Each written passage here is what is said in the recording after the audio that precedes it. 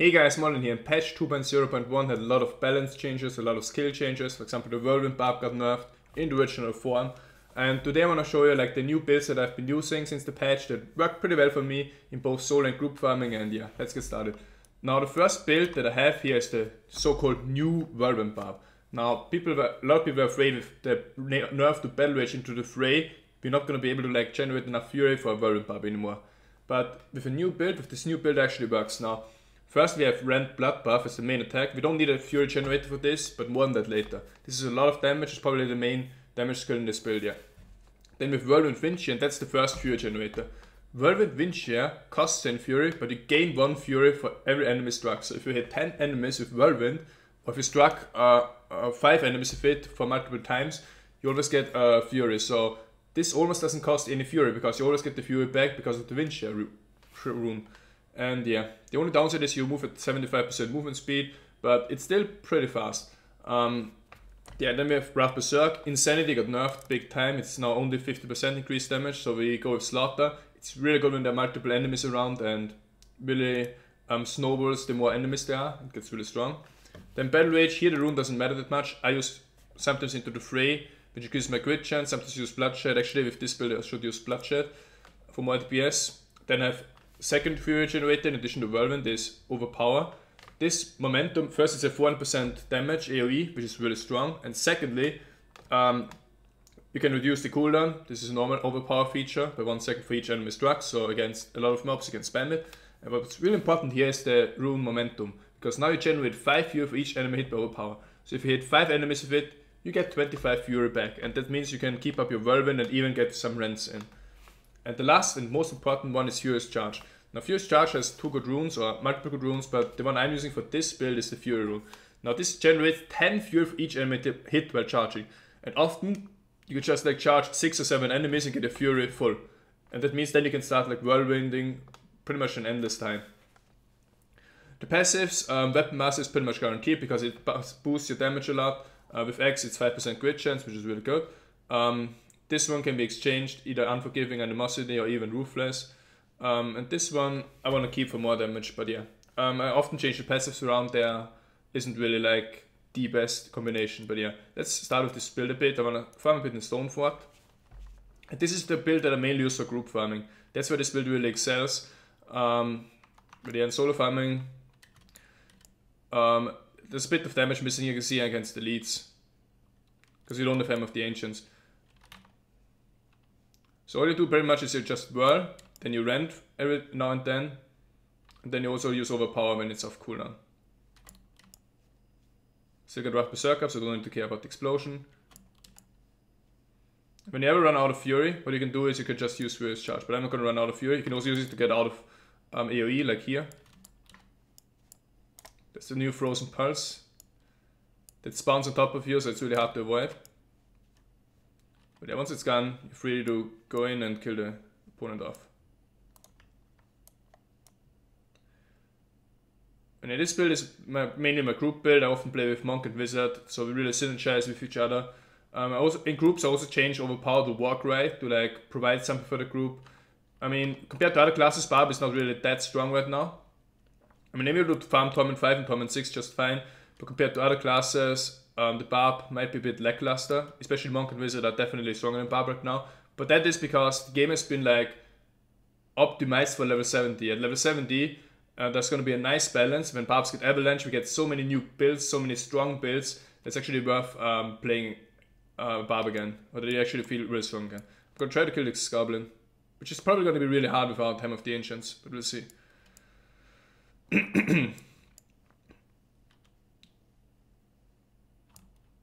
I mean, one good thing is you can change your build. Like, I could change to Hem of the Ancients now instead of Whirlwind just to get rid of this Goblin. But I want to try it with this build. Just waiting for my full Fury here right now. Or Wrath Berserk cooldown. 5. I need a lot of monsters because if there's only one, I can't really do a lot of AoE. Seems like we're not going to be able to... Oh, there's some monsters here. If they follow me to this Goblin, I have a chance of beating him. Alright, let's see.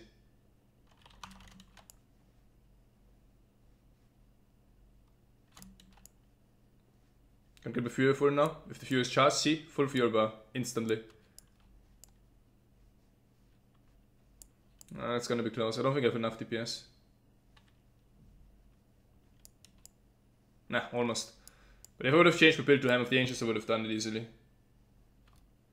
Alright, so now I'm gonna test this solo build. Now this is, as I said, my group build. If you play with friends, then this is a pretty good build that I found. But the other build is much better for solo, because it offers a lot of damage to elites. I'm gonna show you the difference now. The other build is pretty similar to this, but you don't need whirlwind anymore. But I use whirlwind still because it's fun and style. But you can replace whirlwind with Hammer of the Ancients. Smash. That does a lot of damage. And then all you have to do is to replace one of your rings with a Stone of Jordan to reduce Hammer of the Ancients resource cost. And there you go. Gear wise, I didn't find many upgrades yet. I found this helm here, which is pretty good. It's 400 strength, 400 vitality, attack speed, 200 poison resist, and what's also really good is not just Nova, but the physical skills do 20% more damage. So even though it says minus 6.3% damage, this is probably more damage because I have a physical weapon and a lot of my skills are physical damage, like Rend for example. But yeah, for example, with Hammer of the Ancients you have to be careful because Hammer of the Ancients deals fire damage. So this wouldn't directly like boost my Hammer of the Ancients damage, I would need like fire skills deal more damage FX instead. One I found new is Obsidian Ring of the Zodiac. I figured I shot this yesterday, but it's really cool. Diablo 1, memories, 400 strength, 400 vitality.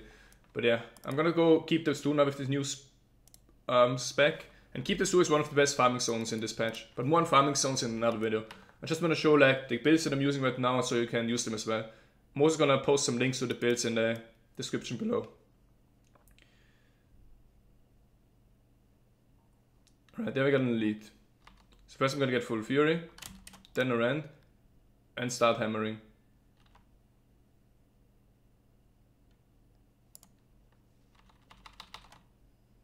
There's some extra health shit.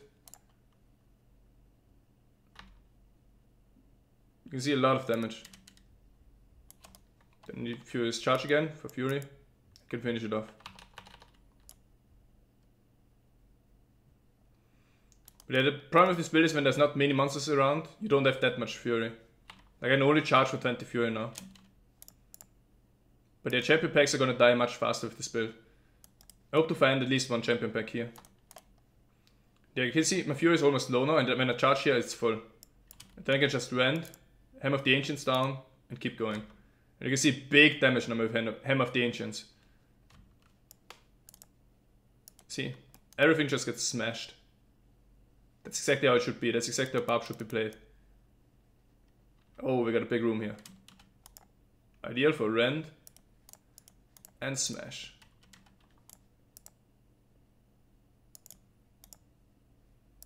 Feels a bit slower than whirlwind Barb, but it's very effective. Oh, regarding legendaries, most legendaries I get from chests, so make sure to open all the chests that you come across. But I'm still looking for one champion pack. I'm not gonna stop this video before I find one champion pack to demonstrate this build.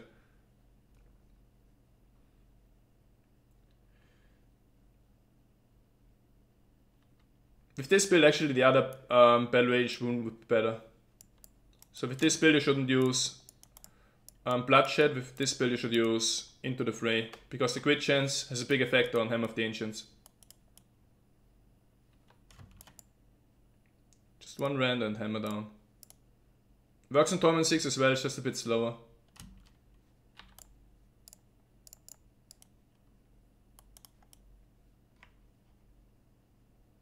I want the champion pack.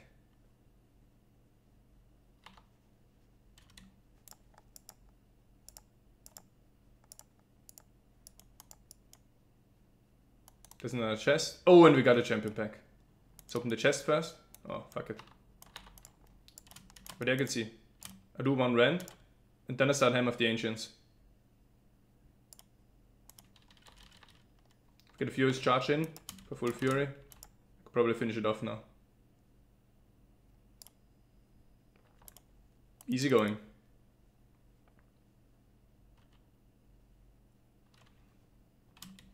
Well, that's pretty much the two builds I'm using right now for farming.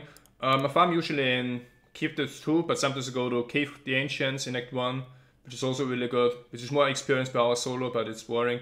But yeah, if you play a Barbarian now, one thing I can recommend you, try to play with others. Try to play a group, it's more fun, and you really benefit from other classes. Like a monk, for example, can permassist C mobs, and a wizard is doing a lot of damage. So those are two things that you have to consider. And yeah, that's pretty much it. I hope you can try those builds, I hope they work for you.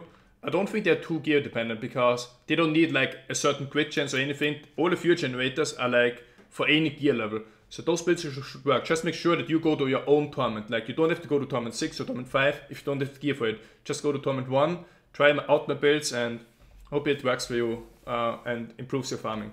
But yeah, that was my first video now for the expansion. I'm gonna make another one about how to distribute Paragon points in one of the next days. Like how you can really min-max where you should put the points, because it's really complicated.